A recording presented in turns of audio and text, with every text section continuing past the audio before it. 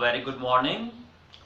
आज का जो नेक्स्ट टॉपिक है factors affecting the rate of reaction.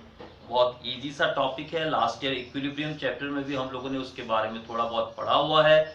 उसी टॉपिक को आज हम लोग कंप्लीट करेंगे इस वीडियो में। देखते हैं कौन से फैक्टर्स हैं जो रेट ऑफ रिएक्शन को अफेक्ट करते हैं। फैक्टर्स अफेक्टिंग ROR, मतलब इस टॉपिक में आपको ये सोचना है कि आप कैसे किसी रिएक्शन की स्पीड को इंक्रीज कर सकते हो या डिक्रीज कर सकते हो, इसके बारे में। अब आपको अगर रिएक्शन को अफेक्ट करने वाले फैक्टर्स के बारे में सोचना है तो वहां पर आपको ये सोचना पड़ेगा कि रिएक्शन स्टार्ट कैसे होती है। रिएक्शन को स्टार्ट करने के लिए सबसे फर्स्ट थिंग नेसेसरी होता है रिएक्टेंट मॉलिक्यूल्स के बीच में होने वाले कोलिजन, मतलब उनके बीच में संघट्य, जिसे हम हिंदी में बोलते हैं टक्कर बोल सकते हैं, कॉलिजन होना नेसेसरी होता है। जब तक रिएक्टेंट के बीच में कॉलिजन नहीं होंगे रिएक्शन स्टार्ट नहीं होती। यानी कॉलिजन आप कितना फास्ट करवाओगे आपको ये सोचना है। तो ऐसे कौन से फैक्टर्स हैं जो कॉलिजन्स की वैल्यू को, उसकी न्यूमेरिकल वैल्यू को बढ़ाएगा, उसके बारे में सोचना है। तो उसको अफेक्ट करने वाले बहुत सारे फैक्टर्स हैं, जिनमें हम सबसे पहला जो फैक्टर पढ़ते हैं वो आता है नेचर ऑफ रिएक्टेंट, यानी कि जो हमारे अभिकारक है जिनके बीच में अभिक्रिया हो रही है उनके बारे में सोचना है, उनकी प्रकृति कैसी है। देखिए, अब रिएक्टेंट का जो नेचर होता है वो अलग अलग तरीके का होता है। जैसे अगर हम इसके अंदर स्टडी करें तो सबसे पहला कि वो आयनिक रिएक्टेंट है, तो वहां पर आप ऑब्जर्व करोगे रिएक्शन की जो स्पीड है वो फास्ट हो जाएगी ऑटोमेटिकली। जैसे आप लोग डबल डिस्प्लेसमेंट रिएक्शन में स्टडी करते हो, एक एग्जांपल लेते हैं, जैसे NaCl और AgNO3 की आपस में अभिक्रिया कराई जाए तो ये फास्ट स्पीड का बहुत ही फास्ट रिएक्शन है। फास्ट रिएक्शन के अंदर काउंट किया जाता है बिकॉज NaCl का जो जल्दी विलयन है वो हमें क्या देगा, वो हमें Na पॉजिटिव और Cl नेगेटिव आयन देगा। इसी तरीके से AgNO3 का जो सॉल्यूशन है वो Ag पॉजिटिव और NO3 नेगेटिव देगा। अब Na पॉजिटिव Cl के साथ कंबाइन होता है तो यहाँ पर हमारा AgCl का फॉर्मेशन होगा। देखिए AgCl बना प्लस NaNO3 बना। तो ये जो रिएक्शन है जहां पर PPT बना AgCl का, ये फास्ट रिएक्शन का एग्जांपल है। यानी जहां पर हमारे अभिकारक आयनिक प्रकृति के होंगे वहां पर अभिक्रिया की जो गति होती है वो तेज हो जाती है। इसी प्रकार अगर हमारे कोई कोवेलेंट यानी कि सहसंयोजी अभिकारक है, कोवेलेंट रिएक्टेंट है, तो वहां पर आप ऑब्जर्व करोगे स्पीड मॉडरेट होगी, ना बहुत ज्यादा ना बहुत कम।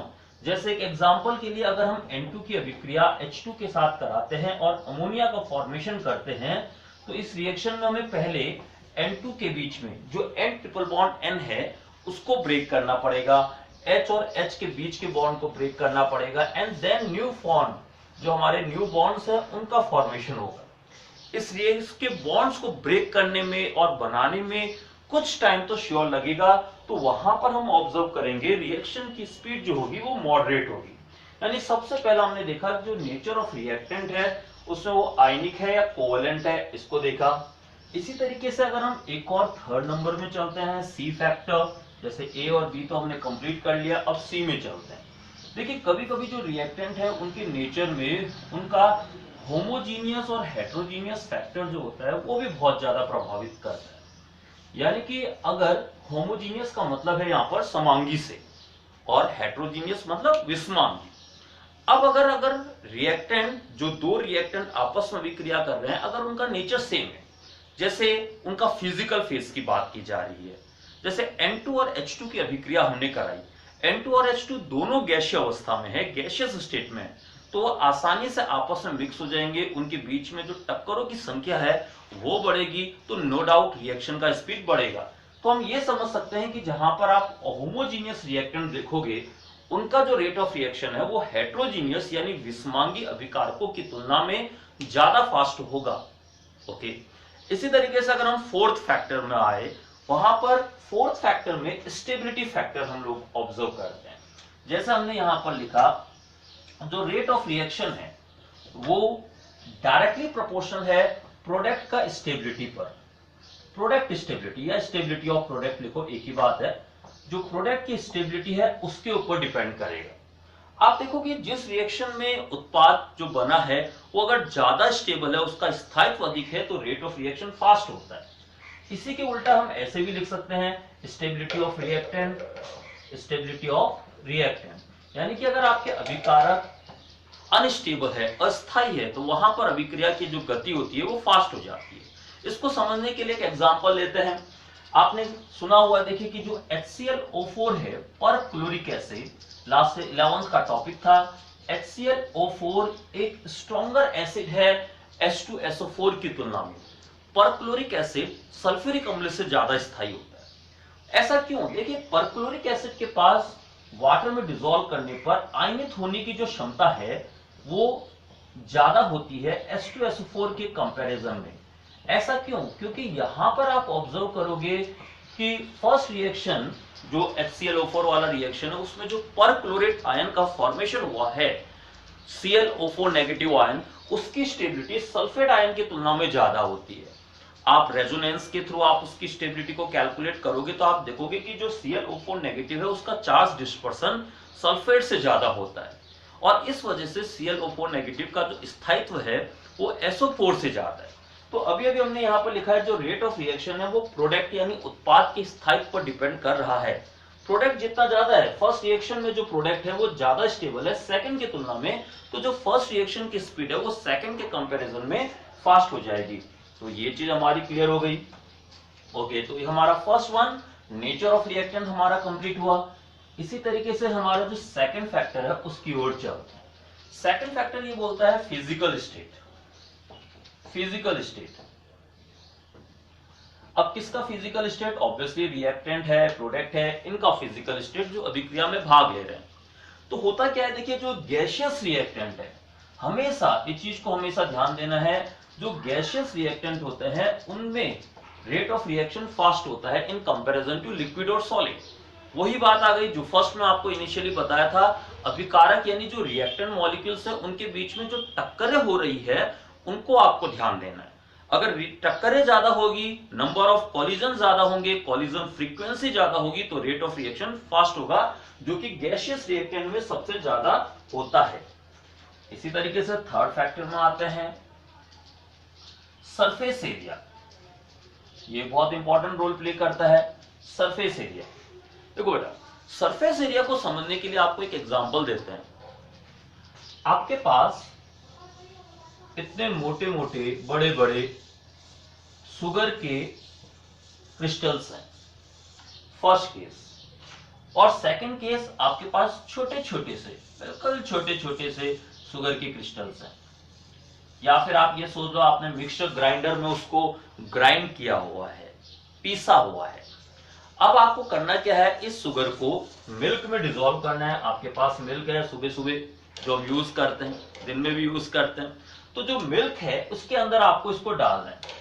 आप सोचिए आप किसको प्रेफरेंस दोगे, आप बड़े वाले क्रिस्टल्स को दोगे या छोटे वाले को, या बिल्कुल मिक्सर ग्राइंडर में ग्राइंड किया हुआ शुगर क्रिस्टल है उसको? तो ऑब्वियसली आपके दिमाग में आ रहा होगा जो आपने ग्राइंड किया हुआ है वो। अगर ग्राइंड किया हुआ नहीं है तो जो छोटे क्रिस्टल्स हैं आप उनका यूज करोगे। ऐसा क्यों? क्योंकि ग्राइंड करने से सरफेस एरिया बढ़ गया होगा। सरफेस एरिया जो बड़ा होगा उसके थ्रू उसकी जो कैपेबिलिटी है रिएक्ट करने की अनदर सब्सटेंस के साथ, जिसमें आप उसको डिसॉल्व कर रहे हो या आप चाय बना रहे हो उसमें डाल रहे हो, तो वहां पर उसकी रिएक्शन की एबिलिटी बढ़ जाती है, रेट ऑफ रिएक्शन इससे बढ़ता है। इससे मतलब हमें क्लियर होना चाहिए कि सरफेस एरिया बढ़ाने के साथ साथ रिएक्टेंट का जो रेट ऑफ रिएक्शन है वो इंक्रीज होगा। इसी तरीके से जो हमारा नेक्स्ट फैक्टर है यानी कि फोर्थ फैक्टर, वो है intensity of light. Intensity of light. Okay, अब ये फैक्टर कैसे रोल प्ले करता है उसको समझते हैं। देखिए, कुछ रिएक्शंस हमारी ऐसी होती है जो लाइट के ऊपर डिपेंड करती है, यानी लाइट की इंटेंसिटी के ऊपर डिपेंड करती है। लाइट जो प्रकाश है उसकी मात्रा के ऊपर। जैसे कि एग्जांपल लिया हमने H2 प्लस Cl2 की अभिक्रिया, अगर हम H2 और Cl2 की रिएक्शन कराते हैं फोटोन की उपस्थिति में, HNO के प्रेजेंस में, तो यहां पर ही तभी रिएक्शन होगी जब फोटोन होगा। यानी कि ये एक फोटोकेमिकल रिएक्शन है। अगर लाइट होगी तभी रिएक्शन होगी, और लाइट की इंटेंसिटी जितनी ज्यादा होगी उसके ऊपर डिपेंड करेगा। यह अभिक्रिया अभिकारकों की सांद्रता के ऊपर डिपेंड नहीं करता है। अभी आने वाले टाइम में नेक्स्ट टॉपिक्स में हम लोग एक जीरो ऑर्डर रिएक्शन पढ़ेंगे, एक ऐसी रिएक्शन जिसके अभिक्रिया की दर अभिकारकों की सांद्रता पे डिपेंड नहीं करता है, ये उसका एक बहुत अच्छा एग्जाम्पल होगा। यानी कि ऐसी रिएक्शन सिर्फ लाइट की इंटेंसिटी पे डिपेंड करती है। तो आपको बस ये ध्यान देना है, फोटोकेमिकल रिएक्शन का जो रेट होता है वो इंटेंसिटी ऑफ लाइट पे डिपेंड करता है। इंटेंसिटी ऑफ लाइट ज्यादा होगा तो फोटोकेमिकल रिएक्शन का रेट भी फास्ट होगा। इसी तरीके से नेक्स्ट टॉपिक में चलते हैं। तो देखिए कैटलिस्ट एक बहुत ही इंपॉर्टेंट रोल प्ले करता है। कैटलिस्ट भी उत्प्रेरक जिसे हम बोलते हैं। क्या होता है कैटलिस्ट? सोचिए, कैटलिस्ट यानी उत्प्रेरक एक ऐसा पदार्थ जो अभिक्रिया की दर को परिवर्तित करने की क्षमता रखता है, यानी उसको बढ़ा भी सकता है, घटा भी सकता है बिना रिएक्शन में पार्टिसिपेट किए। So those substances which have a tendency to increase or decrease the rate of reaction without participating in it, that is called catalyst. अब कैटलिस्ट क्या करता है? देखिए कैटलिस्ट रिएक्शन की स्पीड को अल्टर करता है कैसे? एक नया पाथ प्रोवाइड करके। मतलब एक जिस रास्ते से अभिक्रिया जा रही होगी वो उसके पाथ को चेंज कर देगा, शॉर्टकट कर देगा। जैसे आपको अगर यहां से कहीं दूर जाना है किसी place, one place to another, उसके कई रास्ते हो सकते हैं। एक लॉन्ग पाथ भी हो सकता है, एक शॉर्ट पाथ भी हो सकता है। कैटलिस्ट की उपस्थिति में हम बस ये समझ लो कि हम एक शॉर्ट पाथ को ट्रेवल करते हैं। इसके बारे में आगे चैप्टर में बहुत लंबा बहुत अच्छा टॉपिक है। ये एक्टिवेशन एनर्जी को, संक्रियण ऊर्जा को कम कर देता है। यानी सरल शब्दों में हम जब आगे पढ़ेंगे तो ये पढ़ेंगे कि उत्प्रेरक संक्रियण ऊर्जा यानी एक्टिवेशन एनर्जी को डिक्रीज करके रेट ऑफ रिएक्शन को बढ़ाता है। एक्टिवेशन एनर्जी के बारे में बहुत अच्छा टॉपिक आगे पूरे चैप्टर में बचा हुआ है। ओके, इसी तरीके से नेक्स्ट टॉपिक में आते हैं, 6th पार्ट, टेम्परेचर, तापमान। टेम्परेचर, देखिए टेम्परेचर हमेशा हमें पता है एनर्जी को बढ़ाता है। आप टेम्परेचर को बढ़ाओगे तो रिएक्टेंट्स की, वो कोई भी रिएक्टेंट हो, A2 और B2 हो या कोई भी N2 और H2 हो, जब वो आपस में अभिक्रिया कर रहे होंगे तो इनकी काइनेटिक एनर्जी बढ़ेगी। काइनेटिक एनर्जी यानी गतिज ऊर्जा बढ़ेगी, और काइनेटिक एनर्जी बढ़ने से इनके बीच में जो कॉलिजन्स हो रहे थे उसकी वैल्यू बढ़ेगी। नंबर ऑफ कॉलिजन पर सेकंड, जिसे हम कॉलिजन फ्रीक्वेंसी कहते हैं, संघट्य आवर्ती कहते हैं, उसका मान बढ़ेगा। और कॉलिजन फ्रीक्वेंसी बढ़ने की वजह से रेट ऑफ रिएक्शन बढ़ेगा। ये A2 और B2 जब आपस में एक दूसरे से जल्दी जल्दी टकराएंगे, इनके बीच के बॉन्ड्स भी जल्दी जल्दी टूटेंगे। इनके बीच के बॉन्ड जितना जल्दी टूटेंगे, आप ये समझ जाइए रिएक्शन भी उतना फास्ट होगा। ये पहला स्टेप होता है किसी रिएक्शन को आगे बढ़ाने का। उनके बीच के जो इनिशियल बॉन्ड्स है रिएक्टेंट्स मॉलिक्यूल के बीच के, आपको उनको ब्रेक करना नेसेसरी है, तभी रिएक्शन आगे बढ़ेगी।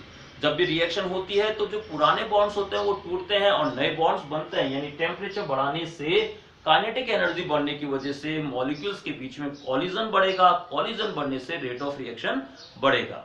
एक आपको जनरल आइडिया एक बता दें कि generally with increase in 10 degree Celsius temperature, यानी हर 10 डिग्री सेल्सियस टेम्परेचर को बढ़ाने के साथ साथ आपका जो रेट ऑफ रिएक्शन है वो डबल हो जाता है।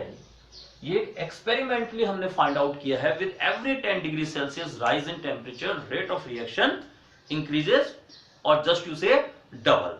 तो वहां डबल हो जाता है, दोगुना हो जाता है अभिक्रिया का वेग।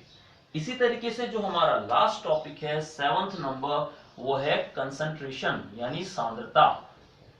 कंसंट्रेशन, देखिए अब कंसंट्रेशन को समझना है हमें। सांद्रता बढ़ाने से क्या होगा? हम एक अभिक्रिया ले रहे हैं A2 प्लस B2, और यहां पर हम उत्पाद बना रहे हैं, प्रोडक्ट बना रहे हैं।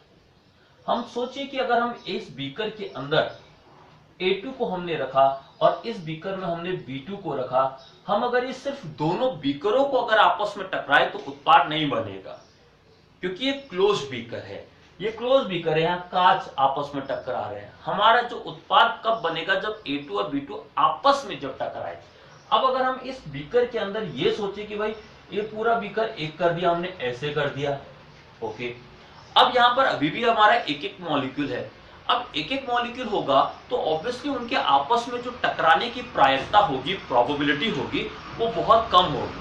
अगर हम यहीं पर A2 और B2 के सपोज 1000 ऑफ मॉलिक्यूल्स यहाँ ले लेते हैं, इन दोनों के हजार हजार अणु, हजार मॉलिक्यूल, 1000 मॉलिक्यूल्स ले लेते हैं, तो आप खुद सोचिए प्रैक्टिकली जब वो गैसियस A2 और B2 आपस में टकराएंगे तो यहां पर हम ऑब्जर्व कर रहे हैं कॉलिजन फ्रीक्वेंसी बढ़ गया होगा। इनके आपस में टकराने की जो क्षमता है वो बढ़ गई होगी, और जिससे रेट ऑफ रिएक्शन श्योर है वो बढ़ेगा।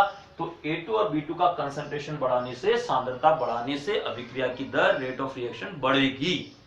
तो ये चीज समझ में आ गई। हम इसी को अभी आने वाले टॉपिक्स में, नेक्स्ट टॉपिक जो हमारा होगा उसमें हम लॉ ऑफ मास एक्शन पढ़ेंगे। द्रव्यक्रिया अनुपाती का नियम हमने लास्ट ईयर 11th में भी पढ़ा था, उसका यूज करते हुए हम देखेंगे कि अगर यही एक रिएक्शन है तो यहाँ पर जो रेट ऑफ रिएक्शन है वो अभिकारकों की सांद्रता के समान गुणनफल के समानुपाती होता है। The rate of reaction is directly proportional to the product of the concentration of reactant। तो इससे हम लोग आने वाले टॉपिकों में रेट ऑफ कंसंट्रेशन के बारे में थोड़ा डीपली पढ़ने वाले हैं। नेक्स्ट वीडियो का वेट करना है। होप सो इतना सभी का क्लियर हो गया होगा। इन जितने भी फैक्टर्स हैं इनको साथ साथ में लिखते भी रहना है।